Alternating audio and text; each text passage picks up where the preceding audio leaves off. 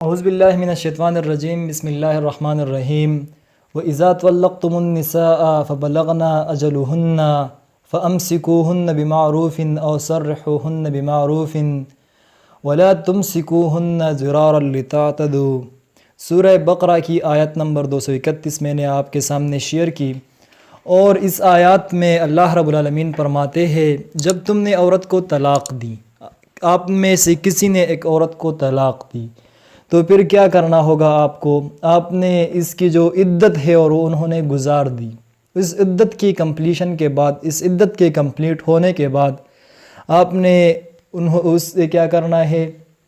فَأَمْسِكُوهُنَّ بِمَعْرُوفٍ، آپ نے ان کو روکنا ہے معروف طریقے سے، اپنے گھر میں آپ نے رجوع کرنا ہے، طلاق سے رجوع کرنا ہے، تو آپ ان کو واپس آ سکتے ہیں۔ یا آپ سرحوہن بمعروفٍ، آپ ان کو آزاد کرتے ہیں، آپ چلے جائے میرے گھر سے، اس طرح آپ چاہتے ہیں تو نیکی کے ساتھ، معروف طریقے کے ساتھ ان کو چھوڑ سکتے ہیں۔ اس کے علاوہ اگر آپ ان کو روکتے ہیں اور صرف ضرر کے لیے کرتے تو ایسا نہ کرے، قرآن کہتا ہے۔ آپ کے ساتھ یہ آیات میں نے اس لیے شیئر کی کہ پاکستان میں اور دنیا بھر میں جو ہے طلاق کی شرح بہت زیادہ تیزی سے بڑھ رہی ہیں، اور اس کی وجوہات کیا ہے، اسباب کیا ہے، ریزنز کیا ہے اس کے پیچھے؟ وہ کون سی وجوہات ہے کہ جس کی بنا پر آج ہم دیکھ رہے ہیں کہ روز بروز طلاق کے کیسز میں اضافہ ہوتا چلا جا رہا ہے؟ آپ پاکستان کے کسی بھی عدالت میں جائے، کسی بھی عدالت میں جائے، کسی بھی شہر کا عدالت ہو، کسی بھی ضلع کا عدالت ہو، آپ ادھر جائے، آپ کو سب سے زیادہ فیملی کیسز ہی ملیں گے، یا تو وہ خلا کیس ہوگی یا طلاق کی کیس ہوگی۔ میں آپ سے کچھ انفارمیشن شیئر کرتا ہوں، ان میں پہلی نمبر پر کراچی کی ہے۔ کراچی کے 2010 میں 40,410 مقدمات رجسٹرڈ ہوئے، 40,410 مقدمات رجسٹرڈ ہوئے۔ اس کے علاوہ 2015 میں صرف خلا کے 13,433 مقدمات جو ہے رجسٹرڈ ہوئے، صرف خلا کے۔ اسلام آباد میں جو ہے گزشتہ 16 ماہ سے 16 منتھ جو ہے اس میں تقریباً 1048 جو جوڑے ہیں، 48 جو خاندان تھے، اسپاؤس تھے، انہوں نے طلاق لی ایک دوسرے سے۔ چیئرمین آربیٹریٹری کونسل جو ہے، چیئرمین ثالثی کونسل جو ہے، سید شفاقت حسین نام ہے ان کا، وائس آف امریکہ سے بات کرتے ہوئے انہوں نے کہا کہ جو لو میرج کی طلاق کی ریشو ہے وہ زیادہ ہے ارینج میرج سے، ارینج میرج میں کم ہے اور لو میرج میں زیادہ ہے، یہ بات نوٹ کر لیجئے گا۔ اور اس کے علاوہ آپ سے اسلام آباد کے بارے میں بات کرتا ہوں تو اسلام آباد میں جو ہے، اسلام آباد نہیں، شہر لاہور میں 2017 میں خلا کے واقعات 18,901 سے بڑھ کر 18,901 سے بڑھ کر 20,000 تک پہنچ چکی ہیں۔ یہ صرف شہر لاہور کی بات ہے۔ آپ ملاحظہ کریں، گجرانوالہ کی ایک سیشن جج نے اپنی ڈیسیجن میں لکھا، اپنی آرڈر میں لکھا کہ ایک گریجویٹڈ لڑکی نے اپنی وین کے جو ڈرائیور ہے ان کے چکر میں اپنے پڑھے لکھے اور اپنے پیار کرنے والے خاوند کو چھوڑ کر طلاق لی یا خلا لی۔ یہ گجرانوالہ کی سیشن کے الفاظ ہیں۔ اس کے علاوہ اور بھی بہت زیادہ کیسز رجسٹرڈ ہوتے ہیں مختلف۔ آپ کسی بھی عدالت میں جائیں، پاکستان کے کسی بھی عدالت میں جائے، آپ کو سب سے زیادہ فیملی کیسز اور فیملی کیسز میں طلاق کیس یا جو ہے خلا کیس آپ کو ملے گی۔ تقریباً ایک ریسرچ کہتی ہے کہ تقریباً ہر جگہ 150 کیسز جو ہے، ہر بڑے شہر میں 150 کیسز جو ہے وہ رجسٹرڈ ہوتی ہے، ایوریج بتاتی ہے۔ یہ تو ہوتا ہے کہ طلاق ہوتا ہے، یہ ہوتا ہے، یہ ہوتا ہے، لیکن اس کی ریزن کیا ہے؟ وجوہات کیا ہے؟ کن وجوہات کی بنیاد پر اس طرح کی کیسز زیادہ ہوتے ہیں؟ اگر ایک جوڑے نے طلاق لی تو ہم کہتے ہیں کہ کوئی ناچاقی ہوگی، کوئی مسئلہ ہوگا، لیکن ہزاروں اور لاکھوں کی تعداد کراس کرتے ہوئے ہم کو آج بھی فکر نہیں ہے کہ طلاق کی ریشو کیوں بڑھ رہی ہے۔ اس وجوہات کو دیکھیے، زیادہ تر وجوہات جو ہے ان میں یہ ہے کہ لڑکی کے ساتھ سسرال والوں کا بیہیویئر ٹھیک نہیں ہے، سسرال کا بیہیویئر لڑکی والوں کے ساتھ ٹھیک نہیں ہے۔ اسی طرح لڑکا جو کہتا ہے کہ میں اپنی بیوی کے ساتھ کمپارٹیبل نہیں ہوں، اس طرح جو جو فیملی لاز آرڈیننس ہے 1961، اس کے مطابق کچھ سیکشنز ہے. سیکشن 10 تک وہ کہتے ہیں کہ شوہر ظلم کرتا ہے یا مجھے باہر جانے نہیں دیتے یا نان نفقہ کی درخواست ہوتی ہے، دعوی اقرار حق وغیرہ وغیرہ، بہت زیادہ جو ہے وہ لمبی فہرست بناتی ہے اور کیسز ہوتی رہتی ہے. لیکن یہ سب تو ہوتی رہیں گی، لیکن ریزن کیا ہے، مین وجہ کیا ہے، کیوں طلاق ہوتی ہے؟ طلاق آپ کو پتہ ہے کہ اللہ رب العالمین کی حلال چیزوں میں جو چیزیں اللہ رب العالمین نے حلال کی ہے، جتنے بھی چیزیں ہیں، سب میں ناپسندیدہ جو چیز ہے وہ طلاق ہے. طلاق کو وہ ناپسندیدہ عمل قرار دیتا ہے. تو چلتے ہیں آگے کہ اس کی ریزن پر بات کرتے ہیں. تو پہلا ریزن میں نے آپ سے شیئر کی کہ لڑکی والے کہتے ہیں کہ میرے ساتھ جو ہے میرے سسرال کی جو رویہ ہے وہ ٹھیک نہیں ہے.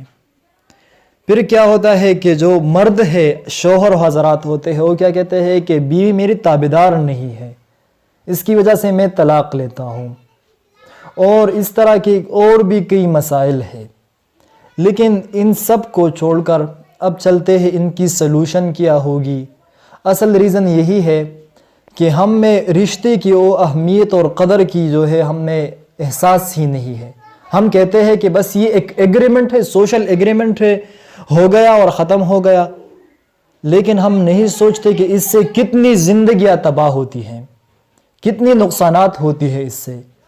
اگر ایک جوڑے میں طلاق واقع ہوتی ہے تو اس کا ایفیکٹ جو ہے 3 افراد پر براہ راست پڑتی ہے. پہلا شوہر، دوسرا بیوی جو بیوی ہوتی ہے ان پر، اور تیسرا جو ان کے بچے ہوتے ہیں ان پر براہ راست ان کا اثر پڑتا ہے. اور اس کے ساتھ انڈائریکٹلی جو لوگ متاثر ہوتے ہیں ان کی آپ دیکھ لیے تو دونوں خاندان متاثر ہوتے ہیں. خاندان جب متاثر ہوتے ہیں تو علاقے میں ان لوگوں کو لوگ کہتے ہیں کہ آپ کی لڑکی ٹھیک نہیں ہوگی، اس لیے آپ کی لڑکی کو طلاق ہوئی. اس وجہ سے اس لڑکی کی زندگی خراب ہو گئی، ایک سوشل کنٹریکٹ کی سمجھنے کی غلطی سے. تو چاہیے یہ تھا کہ جب آپ نکاح کرتے ہیں تو بہت سوچ سمجھ کر کریں، لیکن جب کریں تو ان میں آپ اس طرح کریں کہ آپ اپنے جو لیول ہے ان کو جانیے اور ان پر آپ رہیے، تب یہ شرح کم ہو سکتی ہے. قرآن کہتا ہے کہ مرد جو ہے وہ قوام ہے، مرد جو ہے وہ عورتوں سے تھوڑی اونچی درجے میں ہے. الرجال قوامون علی النساء، قرآن کہتا ہے کہ مرد قوام ہے. تو عورت کو چاہیے کہ وہ مرد کا وہ مقام جو ہے ان کو دے.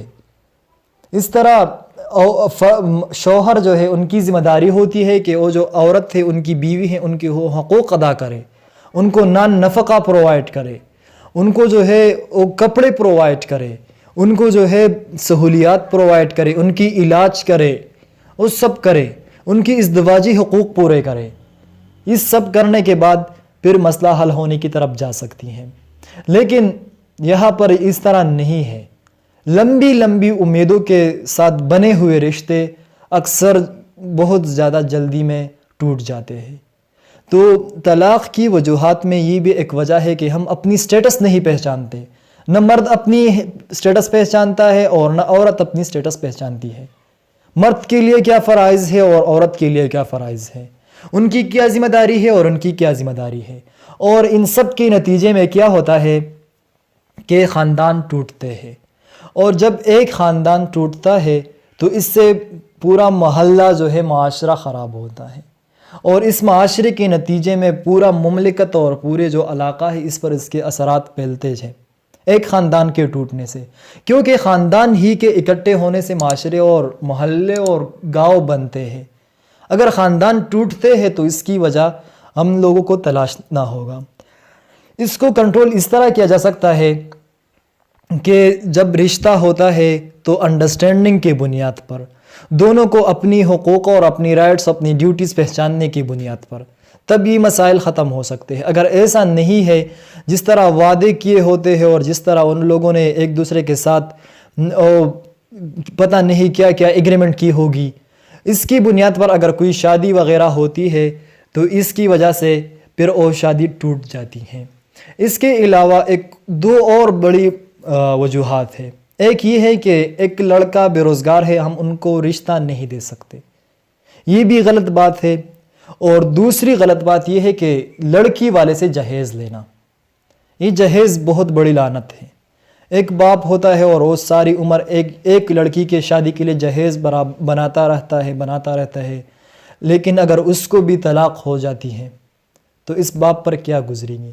اس لیے اسلام کے اصولوں کو اپناتے ہوئے ہم اس چیزوں کو کنٹرول کر سکتے ہیں۔ اگر ہم نے اسلام کے اصولوں کو نہیں اپنایا اور اپنا یہی نظام